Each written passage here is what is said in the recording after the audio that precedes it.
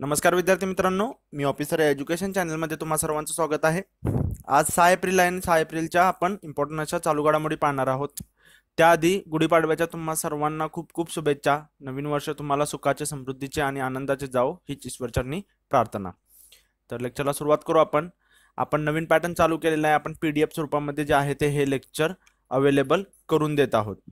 Okay, खाली description बॉक्समध्ये व्हिडिओच्या बरोबर तुम्ही खाली जाल तर तुम्हाला डिस्क्रिप्शन दिसेल. त्या डिस्क्रिप्शन मध्ये जे आहे ते तुम्हाला त्याची लिंक अवेलेबल असणार आहे. त्या लिंकवरती क्लिक केलं की तुम्हाला PDF डाउनलोड करता येईल. तुम्हाला जर हा पॅटर्न आवडला तर लाईक करायला विसरू नका. तुमच्या प्रतिक्रिया ज्या आहेत त्या नक्की आम्हाला कळवा. चला पाहू आता कालचा क्वेश्चन. नौदलासाठी उपयुक्त ठरणारी 24 MH-60 सी हॉक ही बहुउद्देशीय हेलिकॉप्टर भारताला विकण्यास खालीपैकी कोणत्या देशाने मान्यता दिली आहे?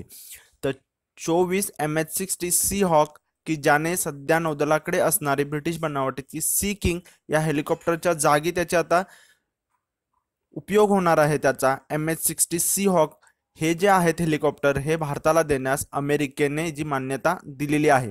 म्हणजे ज्याचं उत्तर आहे पर्याय क्रमांक 3 अमेरिका. हा जो हे जे हेलिकॉप्टर आहे त्याची किंमत जी आहे ते $2.6 अब्ज एवढं आहे तो याचा प्रस्ताव आहे. आणि हे जे आहे ते लॉकहीड मार्टिन ही अमेरिकेची हेलिकॉप्टर तयार करणारी कंपनी आहे. त्यांच्या माध्यमातून हे जे आहे तो अवेलेबल होणार आहेत. आणि हे जे हेलिकॉप्टर आहे ते जमिनीवर मारा करण्याची आणि पाणबुडीचा वेध घेण्याची याच्यामध्ये कपॅसिटी आहे. ओके, नाव लक्षात ठेवा MH-60 सी हॉक. बघू आता आजचा पहिला क्वेश्चन. लोकांमध्ये विज्ञान विषयाबाबत आवड निर्माण करण्यासाठी कोणत्या राज्यात कॅफे सायंटिफिका नावाच्या पुढाकाराचा आरंभ केला आहे? आता कॅफे सायंटिफिका म्हणजे आता काय बघा, लोकांमध्ये थोडं विज्ञानाविषयी आवड कमी असते जनरल बघायला गेलं तर. मग ती आवड जी आहे ही निर्माण करण्यासाठी जे आहे ते केरळमध्ये कॅफे सायंटिफिका नावाचं जे आहे ते आता एक प्रोजेक्ट म्हणू शकतो आपण, किंवा एक असं एक इव्हेंट तो आहे तो आता चालू केला गेलेला आहे. ओके, तर लक्षात ठेवायचं आहे कॅफे सायंटिफिका. याचं उत्तर आहे पर्याय क्रमांक 3 केरळ. तर आपण आता याच्याविषयी डिटेलमध्ये बघू की कॅफे सायंटिफिका पहिल्यांदा कुठे चालू केला गेला वगैरे. त्याच्यामध्ये जी इम्पॉर्टंट अशी इन्फॉर्मेशन आहे, जे मल्टीलायनर क्वेश्चन आला तर तुम्हाला एक्झाम मध्ये याच्याविषयी विचारलं जाईल.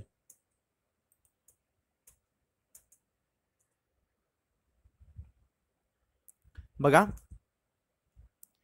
लोकांमध्ये विज्ञान विषयाबाबत आवड निर्माण करण्यासाठी आणि राज्यामध्ये त्याच्या प्रसारासाठी जे आहे ते कॅफे सायंटिफिका किंवा सायन्स कॅफे असं जे आहे ते एक कार्यक्रम चालू केला गेलेला आहे.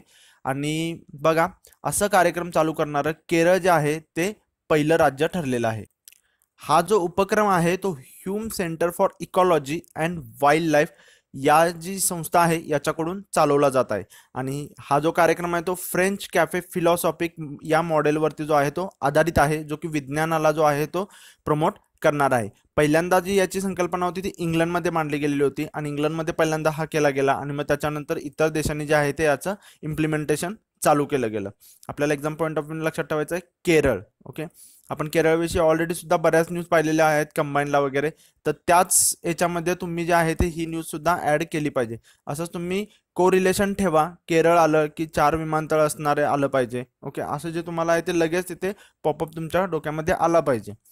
बघू, कोणत्या देशाने आंतरराष्ट्रीय स्तरावर उत्तम कामगिरी केल्याबद्दल पंतप्रधान नरेंद्र मोदी यांना झायेद मेडल हा सर्वोच्च पुरस्कार जाहीर केला आहे? तर याचं उत्तर आहे पर्याय क्रमांक 1 UAE युनायटेड अरब अमिरात यांनी जो आहे तो त्यांचा सर्वोच्च पुरस्कार जायेद मेडल हा पंतप्रधान नरेंद्र मोदी यांना दिलेला आहे. कशासाठी? तर आंतरराष्ट्रीय स्तरावरती उत्तम कामगिरी केल्याबद्दल. ओके, आपण याच्याविषयी डिटेलमध्ये पुढे बघू. ही इमेज वरून दिसत आहे बघा तुम्हाला, त्याच्या युवराजांनी दिलेला आहे. आता तुम्हाला इथे UAE आलेला आहे तर त्यांचे जे युवराज आहेत ते माहित पाहिजेत, मोहम्मद बिन झायेद अल नाहयान. ओके, मागच्या वर्षी प्रजासत्ताक दिनी ते भारताचे प्रमुख अतिथी म्हणून आलेले होते. याच्या आधी सुद्धा हा पुरस्कार दिला गेलेला आहे.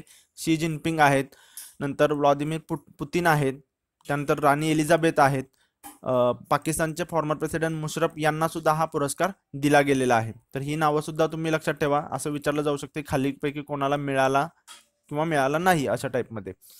आणि हा जो पुरस्कार आहे तो आंतरराष्ट्रीय स्तरावरती उत्तम कामगिरी केलेल्या राष्ट्रप्रमुखांना हा जो आहे तो पुरस्कार दिला जातो. आणि नरेंद्र मोदी यांनी जे आहे ते भारत आणि युएई मधील आंतरराष्ट्रीय संबंध दृढ केले, हे याच्याबद्दल त्यांना जो आहे तो हा पुरस्कार दिला गेलेला आहे. पुरस्काराचं नाव लक्षात ठेवा, झायेद मेडल.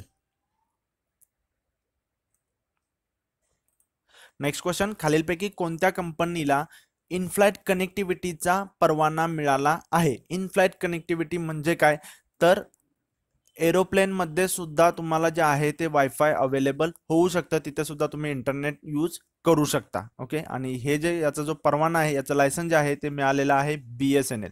BSNLचा फुल फॉर्म तुम्हाला माहित पाहिजे, भारत संचार निगम लिमिटेड. ओके, हेडक्वार्टर जे आहे ते नवी दिल्ली येथे आहे. बघू नेक्स्ट. आता रेपो रेट म्हणजे काय? आता असं तुम्हाला ऑलरेडी एका एक्झाम मध्ये जो आहे तो असा क्वेश्चन आलेला होता डायरेक्टली, की रेपो रेट म्हणजे काय, त्यानंतर जो कॅश रिझर्व्ह रेशिओ असतो किंवा रिव्हर्स रेपो रेट असतो याच्या डेफिनेशन विचारलेल्या आहेत. आणि आत्ताच RBIनं जे आहे तो रेपो रेट डिक्लेअर केलेला आहे, त्याच्यामुळे हा पण इथे इन्क्लूड केलेला आहे. बघा, रेपो रेट म्हणजे काय, तर तुम्हाला इथे ऑप्शन दिलेले आहेत 4. ओके, तर तुम्हाला त्याच्यामधून एक निवडायचं आहे. देशभरातील बँका जेव्हा रिझर्व्ह बँकेकडून अल्प मुदतीचं कर्ज घेतात त्यावेळी जो दर रिझर्व्ह बँक आकारते त्याला रेपो रेट म्हणतात. ज्यावेळी बँका आपल्याकडचा अधिक असलेला निधी रिझर्व्ह बँकेकडे अल्प मुदतीसाठी जमा करतात त्यावेळी त्यांना जो व्याजदर RBI देते त्याला रेपो रेट म्हणतात. की रिझर्व्ह बँकेच्या नियमानुसार प्रत्येक बँकेला तिच्याकडे असलेल्या एकूण रकमेचा काही हिस्सा रिझर्व्ह बँकेकडे जमा करावा लागतो, या रकमेचं प्रमाण म्हणजे रेपो रेट.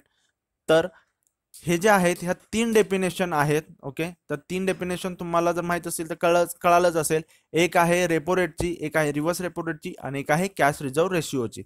तर पहिली जी आहे की देशभरातल्या बँका जेव्हा रिझर्व्ह बँकेकडून अल्पमुदतीचं कर्ज घेतात त्यावेळी जो दर रिझर्व्ह बँक आकारते त्याला रेपो रेट म्हणतात. म्हणजेच याचं उत्तर काय आहे, पर्याय क्रमांक 1 इज करेक्ट आन्सर. ओके, आणि ज्या वेळेला उलट होतं त्यावेळेला काय असतं की त्याला रिव्हर्स रेपो रेट म्हणतात. आपण इथे दिलेलंच आहे, तुम्हाला एक डिस्क्रिप्शन असावं म्हणून हे PDF मध्ये अवेलेबल करण्यासाठी इथे इन्क्लूड केलेलं आहे. तर या सुद्धा डेफिनेशन आहेत त्या आपण बघून घेऊ. इथे आत्ताच आपण बघितलं की जो रिझर्व्ह बँकेकडून जे कर्ज घेतली जातं, बँक जे रिझर्व्ह बँकेकडून कर्ज घेतात त्यावरती जो इंटरेस्ट रेट असतो तो म्हणजे रेपो रेट. ओके, आणि आता जो आहे तो रेपो रेट रिझर्व्ह बँकेने 0.25 कमी केलेला आहे आणि आता झालेला आहे 6%. बँकिंग एक्झामसाठी हे तुम्हाला पर्सेंटेज सुद्धा माहित असणं गरजेचं असतं आणि आपल्यासाठी कमीत कमी हे रेपो रेट वगैरे काय आहे, सध्याचा रेपो रेट काय आहे हे माहित असणं गरजेचं आहे. आणि बघा नेक्स्ट, ज्यावेळी बँका आपल्याकडचा अधिक असलेला निधी, जेव्हा बँकेकडे एक्सेस ऑफ मनी होतो मग त्यावेळेला बँक काय करतात की त्यांच्या जवळचा निधी रिझर्व्ह बँकेकडे देते. ओके, किंवा रिझर्व्ह बँकेला गरज असते तेव्हा ते बँकेकडून घेत असतात. मग अशा वेळेला जो रेट असतो तो RBI जो त्यावेळेला त्यांना जो इंटरेस्ट रेट देते त्यावेळेला त्याला म्हणतात रिव्हर्स रेपो रेट.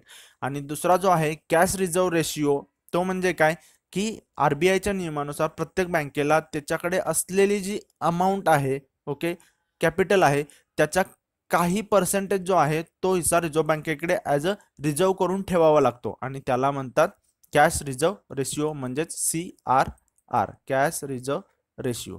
ओके, या तिन्ही डेफिनेशन तुम्हाला लक्षात असणं गरजेचं आहे. येणाऱ्या एक्झाम मध्ये तुम्हाला याच्याविषयी नक्की विचारलं जाईल. नेक्स्ट बघा,